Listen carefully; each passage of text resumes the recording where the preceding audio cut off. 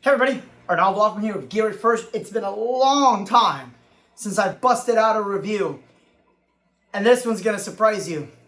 So during COVID, I was trying to come up with different things and stuff to work on. I just really wasn't inspired, and I've said this multiple times, right? And one of my viewers had said, you know, why don't you review some generic lights? Like, we don't have money for name brand lights, or, you know, the just straight from China lights any better. You know, for the longest time I've said no, and I kind of still really stand by that. And now the reason I say that is because when you are ordering straight from a manufacturer, that quality control isn't there. And you'll see a lot of posts where they say, well, I bought these 8 moving heads, only 3 worked. Well, yeah. So I'm like, okay, you know what? It's great, let's do it. And I've done a couple, mostly for non-DJ type use, right? Like the lights that are above my head right now are not a name brand light. And I've done a few of these. Every single light that was geared toward performance was absolute garbage. I saw nothing that I liked, nothing that I really trusted.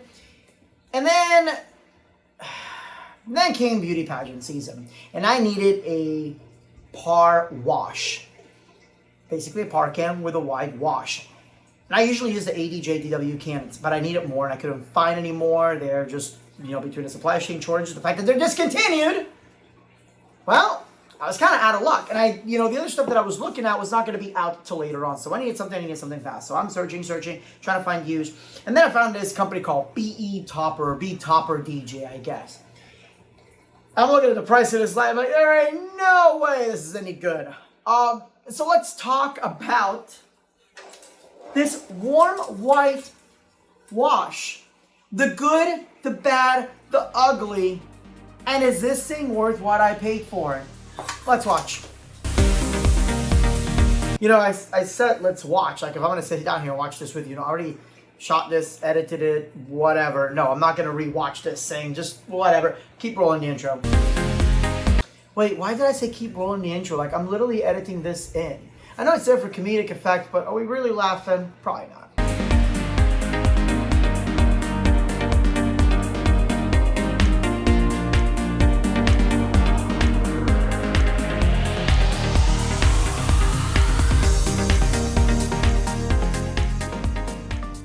First of all, the construction, it's better than what I paid for.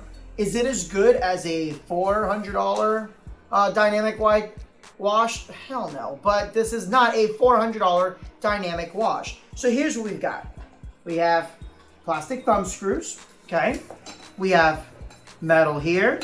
There's actually 2 of them, but I only put 1 on. And it's metal. It's very thin metal, but it is not pot metal, so that's a good thing. But it is metal.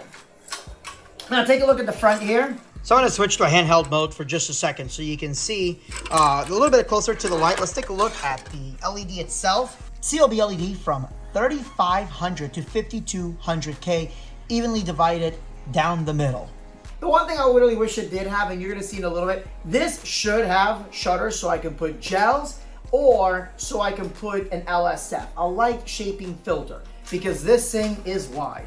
So we explore the back, we see a couple different things here. We'll go over this in just a second, but there's these warranty void. Yeah, that doesn't matter because in the US that's not allowed, so yay for that. Your mileage may vary in your country.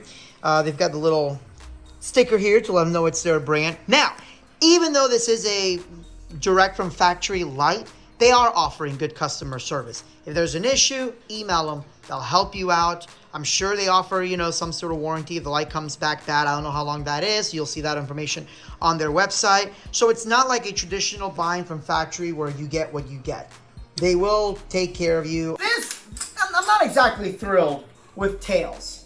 And we've got tails. You have your Edison in and out, but at least no IEC jumper type. You can just plug, one into the other. And I'm not exactly thrilled with the XLR connections. These are definitely not Nutric. This is literally a plastic barrel with 3 pins. I didn't even realize this was an XLR connection at first. But it does work. And it does hang on pretty tightly. You gotta pull to pop that out. So that's not too bad. I honestly wish that they didn't do tails. I can't imagine it costs that much more to not have tails. But it is what it is. A couple of things that I did notice, again, just full disclosure, the cabling itself does say audio cable. Now I'm curious if it's just DMX cable that is also being sold as audio cable. That's what they use. I don't know. But I do know that I used this light multiple times and I did not have any issues, even when I put it at the beginning, the middle, and the end of my DMX chain. So I wasn't too worried about the fact that it said audio cable. Let's open her up. All right.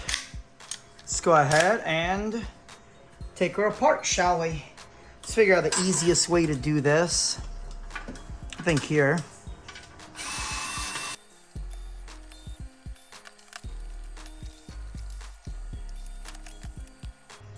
The reflector. I don't know what the hell it is. I think it is plastic.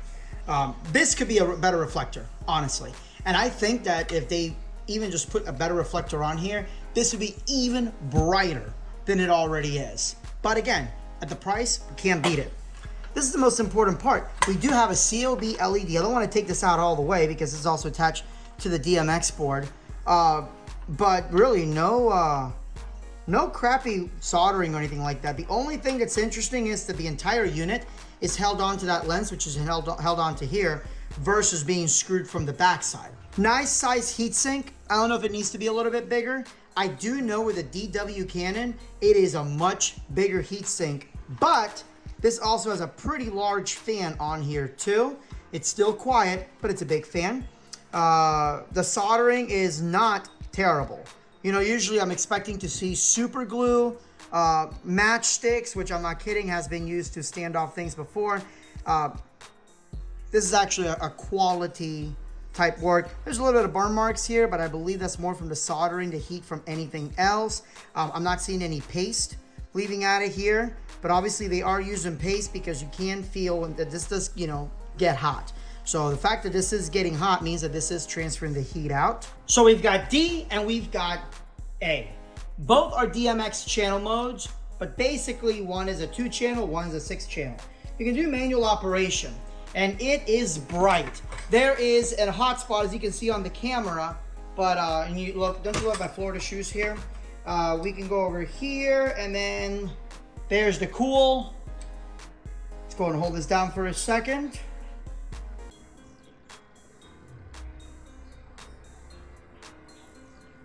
Now we're adding that warm white in.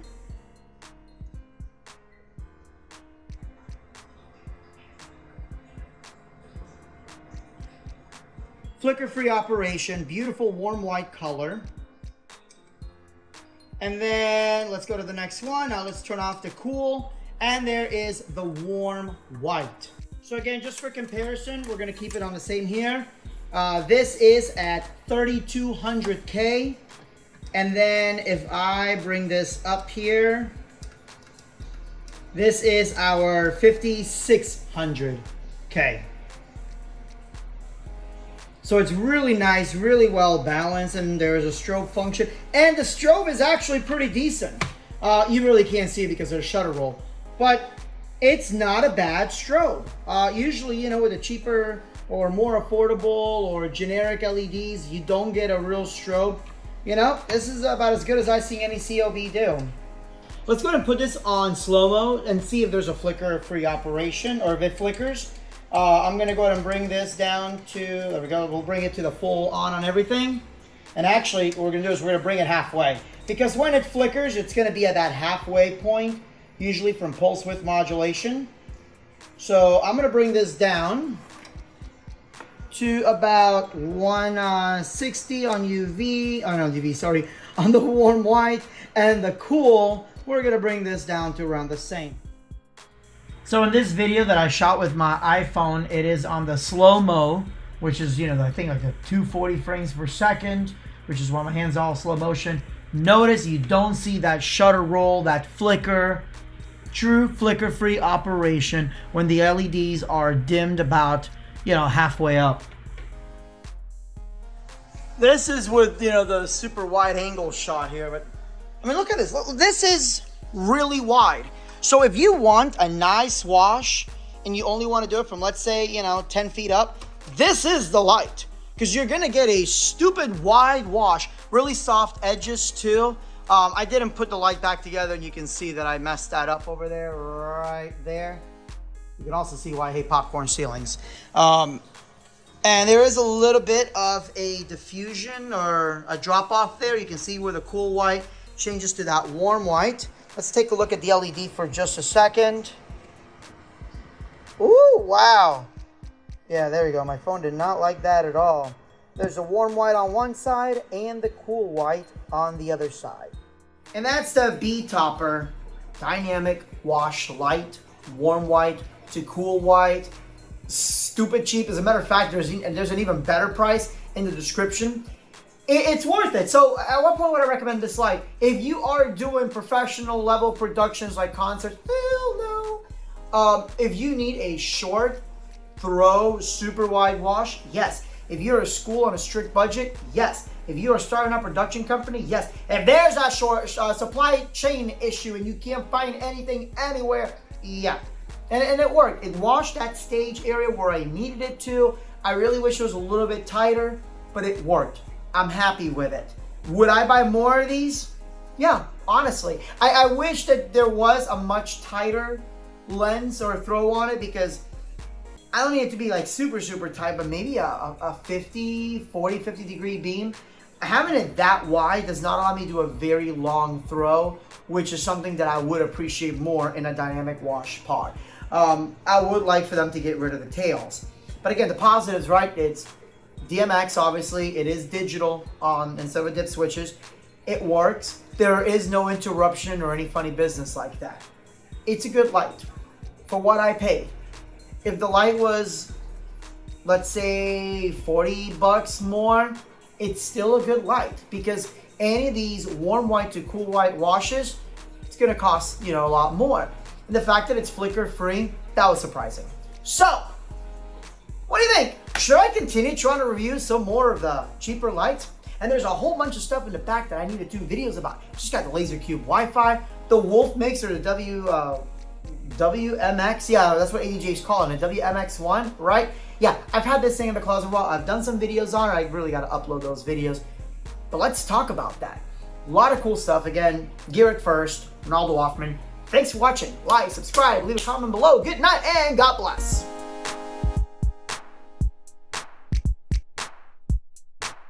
Hey, I really hope you enjoyed this video. If you want to see more like it, make sure you hit the subscribe button. Gear It First, honest reviews, incredible gig logs, lots of tips and tricks, and more tutorials than any other YouTube channel. I guarantee it, or your money back.